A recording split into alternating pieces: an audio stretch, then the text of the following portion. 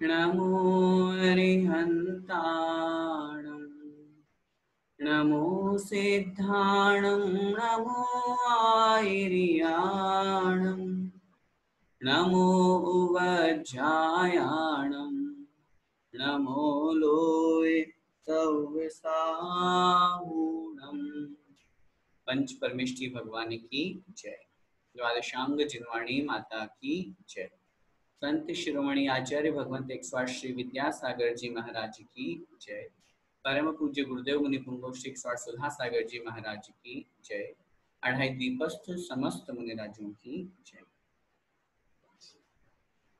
आज से कक्षा में हम प्रश्नोत्तर रत्न मालिका नाम का एक ग्रंथ है जिसका हम अर्थ अध्ययन स्वाध्याय करेंगे। ये एक नया ग्रंथ है, बहुत लोगों के द्वारा शायद नाम ही पहली बार सुना हुआ है। कुछ लोगों ने पूछा भी कि तो नाम ही पहली बार सुना है, कौन सा ग्रंथ पढ़ा रहे हैं भैया जी। तो हमने उनको ये कहा अभी आप कक्षा में देखिए, इसका परिचय वहीं दिया जाएगा। बहुत सुंदर ग्रंथ है, लघु काय है, मात्र 29 श्लोक 29 इस ग्रंथ में है। लेकिन वे जो श्लोक हैं वे बहुत महत्वपूर्ण हैं। वे महत्वपूर्ण इसलिए हैं क्योंकि ये हमें वास्तव में संसार का परिचय कराने वाले हैं, एक वास्तविकता का दिग्दर्शन कराने वाले हैं कि मैं कौन हूँ, मेरा क्या स्वरूप है। इन सब बातों को भी लेंगे। जिनको हम अपना मानते हैं वास्तव में वो क्या हमारे अपने हैं, किन वस्तुओं को हमें ग्रहण करना चाहिए, किन को हमें छोड़ना चाहिए, बुद्धिमान किसे कहते हैं, मूर्ख किसे कहते हैं। इस तरह से प्रश्नों के उत्तर, प्रश्न भी स्वयं आचार्य महाराज ने उठाए और उत्तर भी स्वयं आचार्य महाराज ने देकर के और इस ग्रंथ को बनाया है। इसके रचयिता जो हैं वो आचार्य राजर्षि अमोघ वर्ष हैं। इनको ये पूर्व में राजा के यहाँ दरबार में थे, इसलिए राजर्षि की उपमा इनको दी जाती है। राजर्षि अमोघ वर्ष इस प्रश्नोत्तर रत्नमालिका ग्रंथ के रचयिता हैं। और आज से ये जो रचना है ये ईसा की 9वीं शताब्दी में हुई। तो 9वीं शताब्दी का मतलब वर्तमान में 21वीं शताब्दी चल रही है। इसका तात्पर्य ये है लगभग 1200 वर्ष पहले, 1200 वर्ष पहले यह ग्रंथ लिखा गया और बहुत सुंदर यह ग्रंथ है। ये ग्रंथ संस्कृत भाषा में लिखा गया है। संस्कृत भाषा में आर्या छंद में लिखा हुआ है। ये ग्रंथ जो है वो आर्या छंद में, जिसमें हम नमोकार मंत्र का जो छंद है या जो लय ताल है उसी लय में, उसी छंद में ये ग्रंथ लिखा गया है। और इसमें 29 श्लोकों की रचना की गई है, जिसमें बहुत सुंदर प्रश्न उत्तर रूप मणियों का यहाँ पर एक श्लोक की माला के रूप में संजोया है। इसमें 29 श्लोकों में जो है वो 25 श्लोकों में प्रश्नोत्तर है और उन 25 श्लोकों में 66 प्रश्नों के उत्तर दिए हुए, 66। 29 श्लोकों में से जिनमें प्रश्नोत्तर किए गए हैं ऐसे श्लोक हैं 25, प्रारंभ के 2 और अंत के 2 को छोड़ करके शेष 25 प्रश्नोत्तर है। और उन 25 प्रश्नों में, 25 श्लोकों में 66 प्रश्नों के बहुत सुंदर उत्तर यहाँ पे दिए गए हैं। हमें दिखने में ये लग रहा है कि ये छोटा सा ग्रंथ है, अरे बहुत छोटा सा है, 29 ही तो श्लोक है। लेकिन एक एक श्लोक गागर में सागर है, एक एक श्लोक बहुत विशाल है। जब हम उसका अर्थ पढ़ेंगे, उसका भावार्थ समझेंगे तो एक एक श्लोक पर घंटों घंटों प्रवचन, घंटों घंटों व्याख्यान इसका किया जा सकता है, क्योंकि विषय वस्तु जो है वो बहुत गहन है। जैसे सूत्र रूप में ग्रंथ होते हैं तो वो बहुत विस्तृत विषय को देने वाले होते हैं, ऐसे ही ये जो प्रश्नोत्तर रत्न मालिका है ये भी गहन विषय को, बहुत अधिक विषय को देने वाले हैं। नाम है प्रश्नोत्तर रत्न मालिका। प्रश्न उत्तर, प्रश्नों के साथ उत्तर देते हुए रत्न स्वरूप जो प्रश्न हैं, छोटे मोटे प्रश्न नहीं है, और जितने महत्वपूर्ण प्रश्न हैं उससे कई गुना महत्वपूर्ण उनके उत्तर हैं। उन सबको आधार लेकर के जो मालिका मतलब समूह बनाया गया है वो कहलाता है प्रश्नोत्तर रत्न मालिका। आइए आज की इस कक्षा में हम प्रारंभ के 2 श्लोक पढ़ेंगे। हम प्रतिदिन एक कक्षा में 2 श्लोक लेंगे ताकि लगभग 15 दिन में अपना 14-15 दिन में ये ग्रंथ परिपूर्ण भी हो जाएगा और बहुत अच्छे से हम इस विषय को समझेंगे। मैं यहाँ से एक एक शब्द का उच्चारण करूंगा, फिर उसके बाद में आपको ध्यान से सुन करके रिपीट करना, फिर श्लोक का उच्चारण करना। बोलिए, प्रणिपत्य प्रणिपत्य वर्धमानम वर्धमानम प्रणिपत्य वर्धमानम प्रश्नोत्तर प्रश्नोत्तर रत्नमालिकाम रत्नमालिकाम वक्षे वक्षे प्रणिपत्य वर्धमानम, बोलिए, प्रश्नोत्तर रत्नमालिकाम वक्षे। आगे देखिए, नाग नरामर वंद्यम नाग नरामर वंद्यम देवम देवम देवाधिपम देवाधिपम वीरम देवम देवाधिपम वीरम, बोलिए, देवम देवाधिपम वीरम। ठीक है, उच्चारण एक एक शब्द का समझ में आ गया? ठीक है, अब आइए, मैं बोल रहा हूं आर्य छंद में बोलूंगा एक एक चरण, आपको ध्यान से सुनकर के रिपीट करना। प्रणिपत्य वर्धमानम, बोलिए, प्रणिपत्य वर्धमानम प्रश्नोत्तर रत्नमालिकां वक्षे प्रश्नोत्तर रत्नमालिकां वक्षे नागनरामर वंद्यम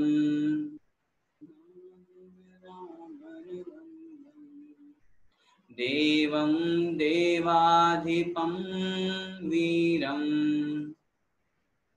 देवं देवाधिपं वीरं। ठीक है, अब मेरे साथ साथ एक साथ उच्चारण कीजिए। प्रणिपत्य वर्धमानं प्रश्नोत्तर रत्नमालिकां वक्षे नागनरामर वंद्यम देवं देवाधिपं वीरम। ठीक है, देखिए, किसी भी ग्रंथ को हम प्रारंभ करते हैं तो उसमें मंगलाचरण किया जाता है। कोई सा भी ग्रंथ हो, चाहे हम छेड़ाला पढ़ लें, रत्नगण श्रौताचार्य पढ़ लें, कोई सा भी ग्रंथ हम प्रारंभ करें, और ये मंगलाचरण क्यों किया जाता है मालूम आपको? नहीं पता? लिखिए, अपनी कॉपी में नोट कीजिए, मंगलाचरण क्यों किया जाता है।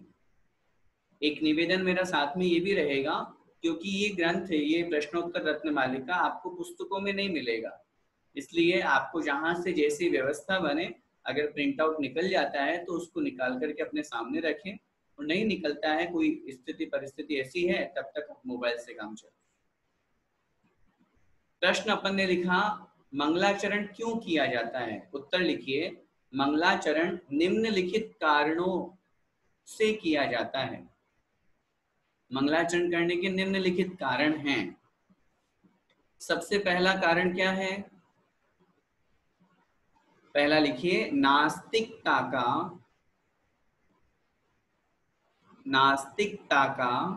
परिहार करने के लिए। नास्तिकता का परिहार करने के लिए। नास्तिकता मतलब क्या होता है? नास्तिकता का मतलब क्या होता है? आस्था नहीं होना, है ना? आस्था का नहीं होना या आस्था कम होना। और परिहार का मतलब होता है दूर करने के लिए। हमारे अंदर भी, अपने अंदर ये तो है नहीं कि हमारे अंदर भगवान के प्रति पूरी आस्था ही आस्था है। बहुत बार अपन भगवान के प्रति भी तो मन में ऐसे परिणाम ला देते हैं, अरे इतना सब कुछ करने के बावजूद भी हमारा कुछ नहीं हो रहा, तो ये भी तो नास्तिकता का ही परिचायक है।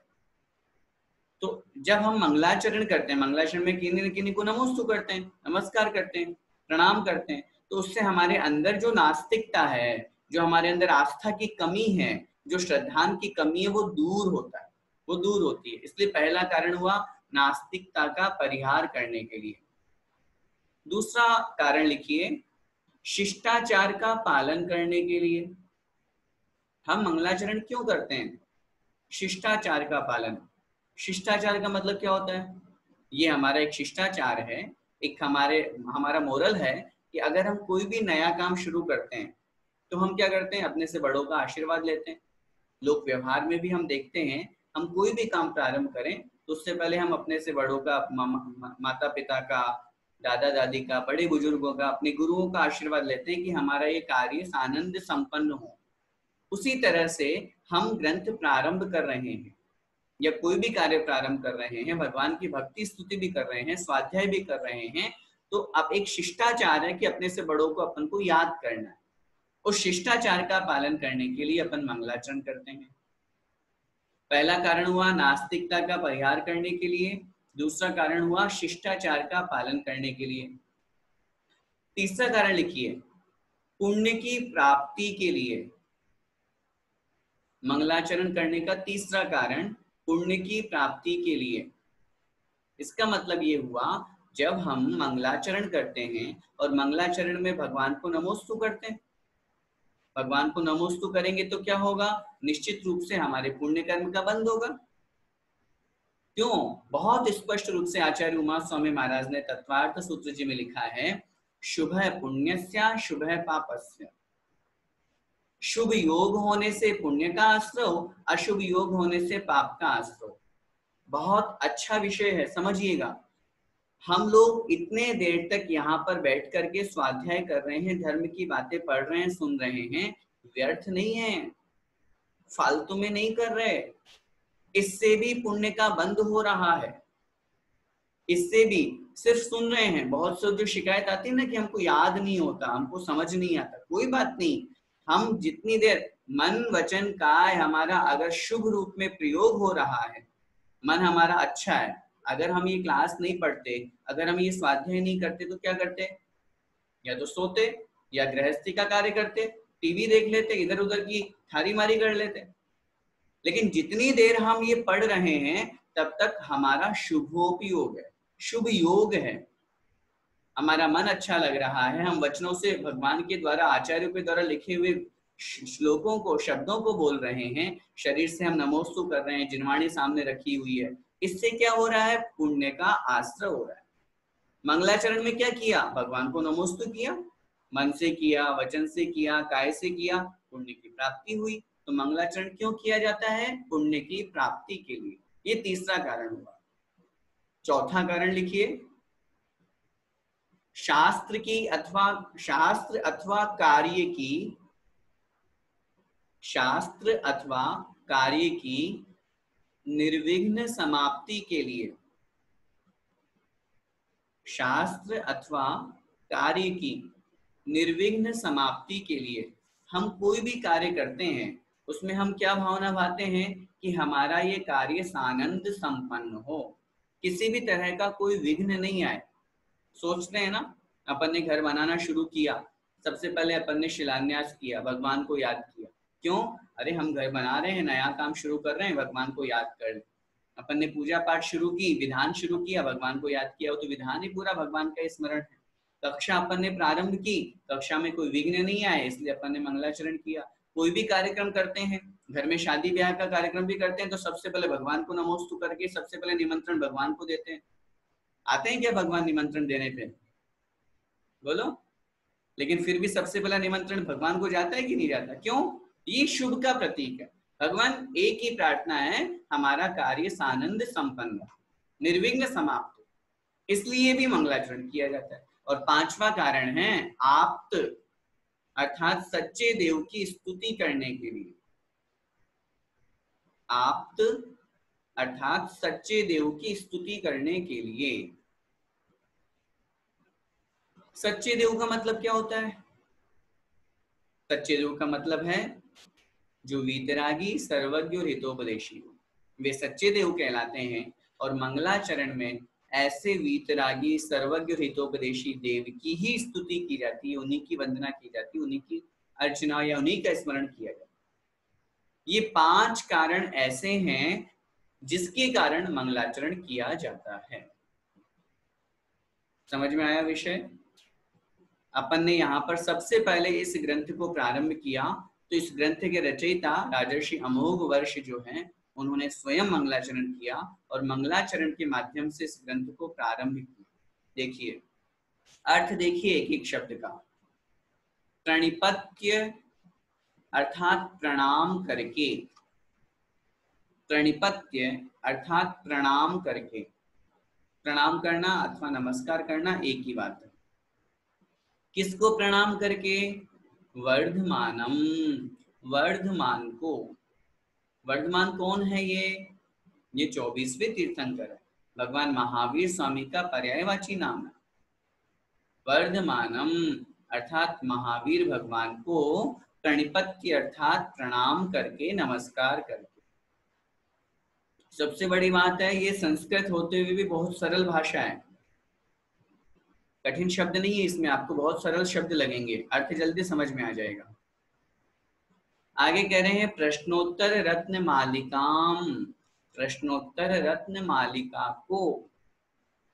हमको कहां से पता चला इस ग्रंथ का नाम क्या है? यहां से पता चला। प्रश्नोत्तर रत्न मालिका को वक्षे, वक्षे का मतलब होता है कहूंगा, वक्षे का मतलब होता है कहूंगा। कितनी स्पष्ट सी बात यहाँ पर देखो, जो भी मुनि महाराज, आचार्य महाराज कोई भी ग्रंथ लिखते हैं, उस ग्रंथ में मंगलाचरण लिखने के बाद में बहुत बार बहुत स्थिति ऐसी होती है, अगले श्लोक में अपना लक्ष्य बताते हैं कि मैं क्या वर्णन करूंगा या मैं क्या करूंगा, संकल्प जिसको अपन कहते हैं। पहले में मात्र भगवान को नमोस्तु हो जाता है, तो पहले श्लोक में तो मंगलाचरण में भगवान को नमोस्तु, नमोस्तु करने के बाद में, मंगलाचरण करने के बाद में संकल्प लिया जाता है। जैसे अपन ने भगवान को याद किया, लोक व्यवहार को सब साथ में एक इंडिकेट करते हुए और सिमिलर बात लगाते हुए चलते हैं, चलना अपन को। अपन ने भगवान को नमोस्तु किया और नमोस्तु करके क्या संकल्प लिया कि मैं घर में ये कार्य प्रारंभ कर रहा हूं, करते हैं, संकल्प हो गया। ऐसे ही यहाँ पर अमोघ वर्ष मुनि महाराज ने भगवान महावीर स्वामी को नमस्कार करके क्या संकल्प लिया? संकल्प ये लिया, मैं प्रश्नोत्तर रत्न मालिका ग्रंथ को कहूंगा, कहूंगा मतलब लिखूंगा, उसकी रचना करूंगा। अपन को यहाँ इन सब बातों से सिर्फ अर्थ ही नहीं समझना, इन सब बातों का महत्व भी समझना। संकल्प में बहुत बड़ी शक्ति होती है। जब तक संकल्प नहीं होता है तब तक उसका पुण्य पाप नहीं लगता, पाप ही पाप लगता रहता है, पुण्य नहीं लगता, कर्मों की निर्जरा नहीं होती। आचार्य भगवान मानतुंग स्वामी महाराज ने भी, अथवा और भी जब बात करते हैं अपन स्तुतियों की अथवा ग्रंथों की, छैडाला में भी लिखा, सब जगह आचार्यों ने सब जगह स्पष्ट रूप से लिखा, मैं इस ग्रंथ में इसका वर्णन करूंगा, मैं आगे ये कहूंगा। ये एक संकल्प हो गया। संकल्पबद्ध होकर के जब कार्य किया जाता है तो निश्चित रूप से कार्य में सफलता मिलती है, और जब संकल्प नहीं होता है तो फिर चलती का नाम गाड़ी, चल रही है उसमें क्या है, हाँ ठीक है लगा दिया, हाँ बस। जैसे बहुत लोगों का होता है, मंदिर जाने का नियम नहीं, नियम नहीं है हमारे। आलू प्याज का नियम नहीं, नहीं नियम नहीं है हमारे। खाते नहीं है भैया जी हम, ये और साथ में बोलते हैं, खाते हम भले ही नहीं है, नियम नहीं, नियम नहीं लेंगे हम। क्यों? अरे नियम लेने से तो हम बन जाएंगे, बाउंडेशन हो जाएगी हमारी। लेकिन हम ये नहीं सोचते हैं, वो बाउंडेशन नहीं है, वो अनुशासन। दो शब्द हैं, बंधन और अनुशासन, दोनों में बड़ा अंतर है। आप जिससे बंधन मानते हैं वो बंधन नहीं है, वो अनुशासन है, वो हमारे जीवन का एक डिसिप्लिन है। और मैं हमेशा जब इन विषयों पर बात करता हूं तो यही कहता हूं, जीवन में हम हर जगह तो अनुशासन अपना रहे हैं, हमको क्लास पढ़नी है, पढ़ानी है, एक व्यवस्थित होकर के हम बैठ रहे हैं, लेटे लेटे सोते सोते खाते पीते तो नहीं पड़ते। मंदिर जाते हैं तो अपन झूठे मुंह नहीं जाते। अपन कार ड्राइव कर रहे हैं तो सीट बेल्ट लगाते हैं, ड्राइविंग लाइसेंस साथ में रख के चलते हैं। जहां भी रेड जोन आता है वहां रुक जाते हैं। सारा हम सब रूल्स तो फॉलो कर रहे हैं। फिर जब धर्म की बात आती है तो फिर यहाँ रूल्स क्यों फॉलो नहीं करते? खैर वो विषय अलग हो जाएगा। लेकिन मेरा कहने का तात्पर्य ये है, संकल्पबद्ध होने से कार्य की सिद्धि होती है। इसलिए मैं जब भी किसी ऊपर कोई भी चर्चा आती है यही कहता हूँ, आप संकल्प लेकर के, नियम लेकर के 3 बार, 9 बार, 27 बार, 108 बार, जो भी आपके मन में विकल्प है उतने बार का आप संकल्प लेकर के भक्तामृत का पाठ कीजिए। मैं 1 महीने तक लगातार भक्तामृत का पाठ करूंगा, फिर देखिए चमत्कार क्या होता है भक्तामृत स्तोत्र का, संकल्प का। और अगर बिना संकल्प के 1 महीने के 2 महीने कर लीजिए, वो उतना फलदायी नहीं होगा। फलदायी तो होगा, कोई भी धर्म का कार्य कभी खाली नहीं जाता, फलदायी तो होगा, लेकिन एक संकल्प के साथ में वो निश्चित रूप से अधिक फलदायी होता है। जैसे हम बैंक में पैसे जमा करते हैं, एक सेविंग अकाउंट है, कोई कभी भी आकर के निकाल सकता है, और एक फिक्स्ड डिपॉजिट हो गया 1 साल के लिए। अब हमें 1 साल भैया आपसे पैसे नहीं चाहिए, ये पकड़ो आप, संकल्प हो गया ना, तो उसका ब्याज हमको ज्यादा मिलता है। तो इसीलिए यहाँ पर आचार्य अमोघ वर्ष जो हैं वो ये संकल्प कर रहे हैं, और संकल्प करते हुए कह रहे हैं मैं प्रश्नोत्तर रत्न मालिका को कहूंगा। मैंने जिनको प्रणाम किया, किसको प्रणाम किया? वर्धमानम, भगवान महावीर स्वामी को। कैसे हैं वो भगवान महावीर स्वामी? उनकी विशेषता बतला रहे हैं। नाग नरामर वंद्यम, ना संधि विच्छेद लिख लीजिए, नाग नर अमर वंद्यम, नाग नर अमर वंद्यम। नाग, नाग से लेना है नागेंद्र, नागेंद्र से भावार्थ में लगाएंगे भवनवासी, क्योंकि भवनवासी के 10 वेदों में आता है ना, असुर कुमार, नाग कुमार, इसलिए हम नागेंद्र, नाग कुमार आदि जो देव हैं ऐसे भवनवासी। और भवनवासी के भी भावार्थ में हम लगाएंगे भवनत्रिक, जिसमें भवनवासी, व्यंतर, ज्योतिषी तीनों आ जाएंगे। फिर नर, नर मतलब मनुष्य, नर का मतलब मनुष्य। और फिर अमर वंद्यम, अमर मतलब देवता। अब यहाँ देवों से तात्पर्य वैमानिक देव हमको ग्रहण करना, ठीक है। तो नाग नर अमर वंद्यम, जो भवनत्रिक देवों के द्वारा, जो नर माने मनुष्यों में सर्वश्रेष्ठ चक्रवर्ती अथवा मनुष्यों के द्वारा, अथवा अमर मतलब देवताओं के द्वारा, इंद्रों के द्वारा, जो कैसे हैं? वंद्यम, वंदनीय हैं, प्रणम्य हैं, नमस्कार करने योग्य हैं। भगवान महावीर स्वामी की बात कर रहे हैं।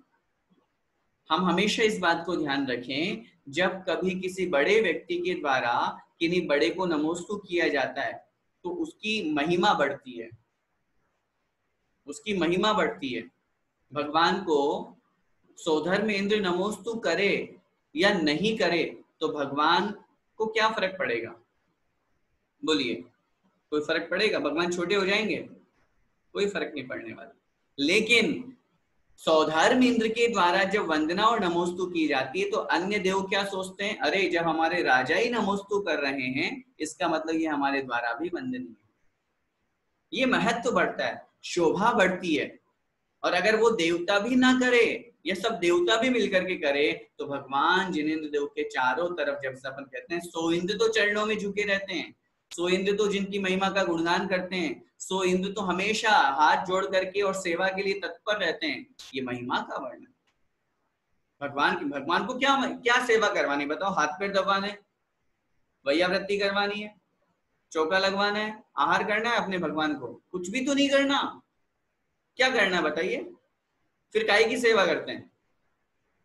भगवान को कोई कुछ कर भी नहीं सकता। आप सोचो कि उनके ऊपर कोई उपसर्ग कर दे, केवल ज्ञान प्राप्त होने के बाद कोई टच भी नहीं करता है, फिर काहे की सेवा? फिर भी हम कहते हैं कि सो इंद्र या सैकड़ों इंद्र, हजारों इंद्र, असंख्यात देवी देवता भगवान के चरणों में झुके होकर के उनकी सेवा करते हैं। ये उनकी महिमा है, ये उनका महत्व है कि सब देवता, पूरे तीनों लोग उनके चरणों में झुक रहे हैं। इसका मतलब वो कितने बड़े हैं, कितने महान हैं। वही बात यहाँ समझना है। नाग नर अमर वंद्यम, अर्थात नागेंद्र, नर माने मनुष्य और अमर मतलब देवताओं के द्वारा जो वंदनीय है। और कैसे हैं? देवम, जो देव स्वरूप हैं, देवम जो देव स्वरूप हैं, देवाधिपम देव अधिपम जो देवों के भी स्वामी हैं। पहले वाले देव तो ये भगवान महावीर स्वामी के लिए विशेषण लिया, जो देव स्वरूप हैं, भगवान स्वरूप हैं। और दूसरा देवाधिपम जो देवों के भी अधिपम माने अधिपति है, स्वामी है, देवों के भी जो स्वामी हैं, मतलब भगवान जो स्वर्ग के देवी देवता हैं, देवता गण है चतुर्निकाय के, उनके भी जो स्वामी हैं, उनके भी जो भगवान है। ऐसे कौन? वीरम महावीर को, ऐसे वीर को। ऊपर जो वर्धमान स्वामी का विशेषण था वही विशेषण यहाँ और विशेष्य लगाकर उनको घटित किया है। ऐसे वीरम ऐसे महावीर को। समझ में आया पूरा श्लोक? बहुत सरल। अच्छी तरह से पूरे श्लोक का एक साथ अर्थ लगाएंगे।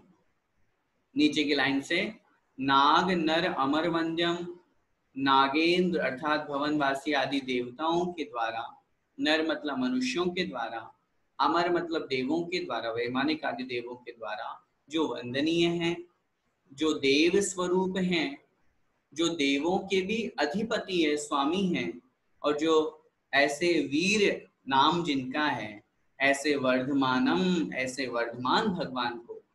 वीर और वर्धमान एक ही नाम है, एक ही पर्यायवाची नाम है ना, एक ही भगवान का। ऐसे वीर स्वरूप, महावीर स्वरूप, अति शक्तिशाली जो भगवान महावीर स्वामी है, वर्धमान स्वामी है, उनको प्रणिपत्य अर्थात नमस्कार करके प्रश्नोत्तर रत्न मालिका बख्शे, मैं इस प्रश्नोत्तर रत्न मालिका को कहूंगा। ठीक है, श्लोक सरल है। यहाँ पे भगवान महावीर स्वामी की स्तुति की है, भगवान महावीर स्वामी का विशेषण बतलाया है, और वो बतला करके स्तुति करते हुए फिर ये कथन किया है कि मैं इस ग्रंथ में प्रश्नोत्तर रत्न मालिका को कहूंगा। ठीक है, अगला श्लोक देखिए, बोलिए। कह कह खलु खलु नालं क्रियते, नालं क्रियते, नालं क्रियते। कह खलु नालं क्रियते, दृष्टा दृष्टा दृष्टार्थ दृष्टा दृष्टार्थ साधन पटीयान, साधन पटीयान, दृष्टा दृष्टार्थ साधन पटीयान, दृष्टा दृष्टार्थ साधन पटीयान, कंठस्थितया कंठस्थितया विमल विमल प्रश्नोत्तर रत्न मालिकया, प्रश्नोत्तर रत्न मालिकया, कंठस्थितया विमल प्रश्नोत्तर रत्न मालिकया। ठीक है, अब मैं एक एक चरण बोलूंगा, आप रिपीट कीजिएगा। कह खलु नालं क्रियते, बोलिए। कह खलु नालं क्रियते, कह खलु नालं क्रियते, कह खलु नालं क्रियते, दृष्टा दृष्टार्थ साधन पटीयान, बोलिए। दृष्टा दृष्टार्थ साधन पटीयान, फिर से। दृष्टा दृष्टार्थ साधन पटीयान, दृष्टार्थ साधन पटीयान, कंठस्थितया विमल, कंठस्थितया विमल, विमल विमल तक बोलना है ना, कंठस्थितया विमल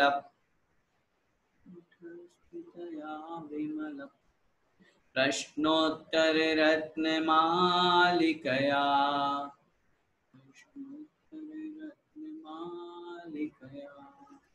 ठीक है, एक साथ बोलिए, मेरे साथ साथ उच्चारण कीजिए। कह खलु नालं क्रियते दृष्टादृष्टार्थ साधन पटीयान् कंठस्थितया विमल प्रश्नोत्तर रत्नमालिकया। ठीक है, आइए अर्थ देखते हैं एक एक शब्द का। कह मतलब कौन, कह मतलब कौन। खलु, खलु माने निश्चित रूप से। कह खलु, कह मतलब कौन, खलु मतलब निश्चित रूप से।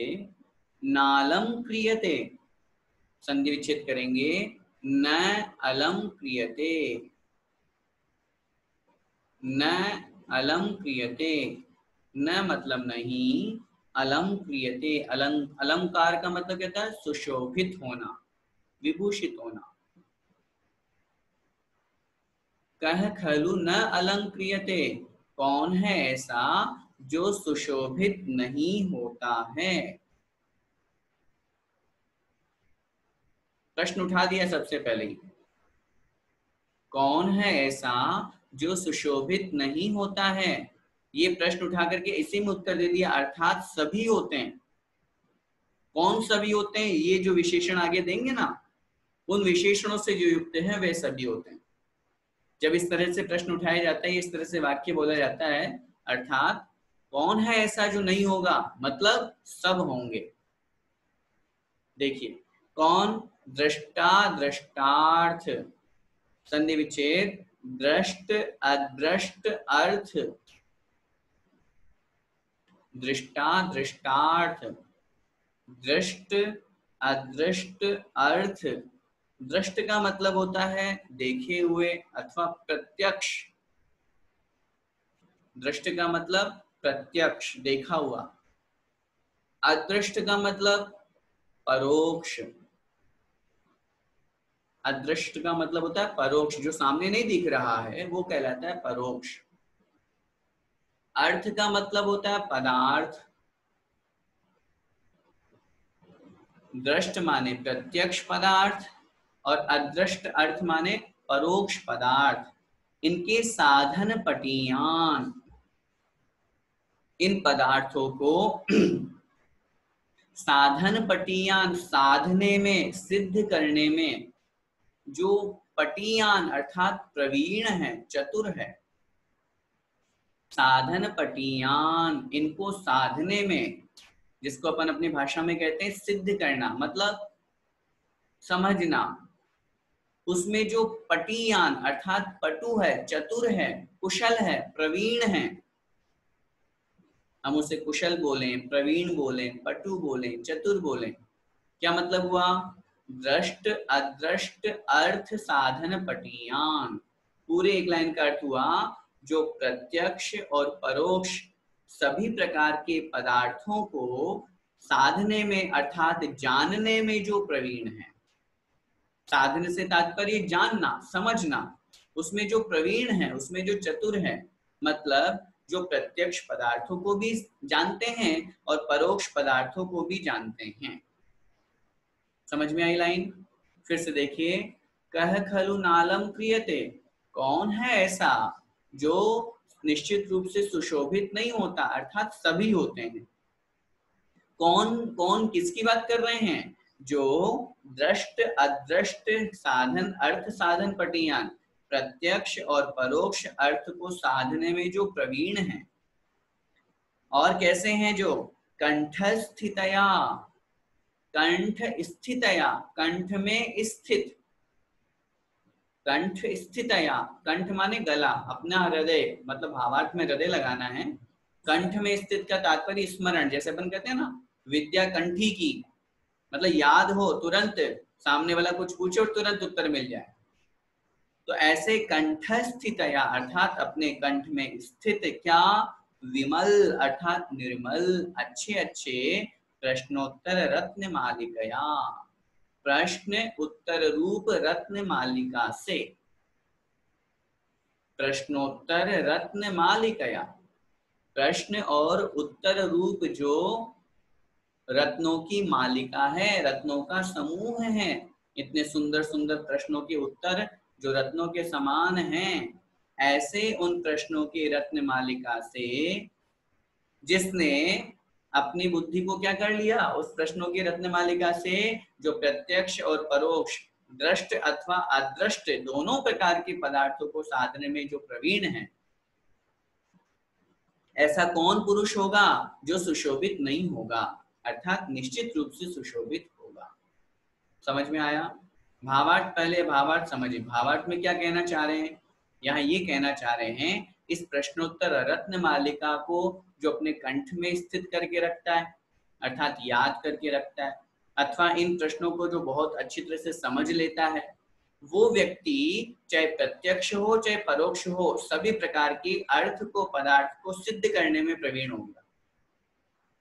वो सब प्रकार के पदार्थों को जान सकता है, सब प्रकार के वस्तुओं का परिज्ञान उसको हो सकता है। क्यों? अरे उसने प्रश्नोत्तर रत्न मालिका, निर्मल, विमल शब्द का प्रयोग किया, विमल प्रश्नोत्तर रत्न मालिका के उसने बहुत अच्छे से प्रत्यक्ष और परोक्ष, दो शब्द हैं यहाँ। दो शब्द कौन कौन से हैं? पहला है दृष्ट और दूसरा अदृष्ट। प्रत्यक्ष और परोक्ष दोनों प्रकार के पदार्थों को जो साधने में प्रवीण होते हैं, अर्थात उनके द्वारा या उनका ज्ञान करने वाले होते हैं, ऐसे उन पुरुषों को कौन है जो वो पुरुष सुशोभित नहीं होंगे, अर्थात निश्चित रूप से सुशोभित होंगे। पूरे श्लोक का अर्थ फिर से देखिए। कंठस्थितया, अन्वय से अर्थ देखिए। कंठ में स्थित अर्थात स्मरण जिसको है, क्या? विमल प्रश्नोत्तर रत्न मालिकया, निर्मल अर्थात अच्छे अच्छे सुंदर सुंदर प्रश्नों के उत्तर रूप रत्न मालिका से दृष्ट अदृष्ट अर्थ साधन पटियान, अर्थात जान देखे हुए प्रत्यक्ष, अदृष्ट माने जो देखे हुए नहीं है, ऐसे परोक्ष, उन सभी प्रकार के अर्थ मतलब पदार्थों को साधने में, ज्ञान करने में जो प्रवीण है, ऐसा कौन पुरुष है? कह खलु, ऐसा कौन पुरुष है जो न अलंक्रियते अर्थात सुशोभित या विभूषित नहीं होता है, अर्थात प्रत्येक व्यक्ति होता है। कहने का भावार्थ ये है, जो इस प्रश्नोत्तर रत्न मालिका ग्रंथ को अपने कंठ में स्थित करता है, इसके प्रश्नों के उत्तर को समझ लेता है, वो निश्चित रूप से बिना आभूषण के भी सुशोभित हो रहा है। वो निश्चित रूप से सही और गलत का परिज्ञान कर पाएगा। वो निश्चित रूप से प्रत्यक्ष और परोक्ष बहुत सी वस्तुओं का ज्ञाता बन जाएगा। जब अपन इसके प्रश्नोत्तरों को पढ़ेंगे तो अपन खुद देखेंगे, खुद अनुभव करेंगे, हाँ हाँ ये तो देखो साफ साफ दिखाई देता है, ऐसा तो संसार में मुझे दिखता ही है। अपन खुद बोलेंगे ऐसा, ऐसे प्रश्नों के उत्तर सुन करके अपन खुद बोलेंगे ऐसा, हाँ संसार में ऐसा दिखाई देता है। अथवा परोक्ष रूप से भी हमें उन वस्तुओं का परिज्ञान होगा, वास्तव में संसार में ऐसा ही होता है, या यही बात ठीक कह रहे हैं।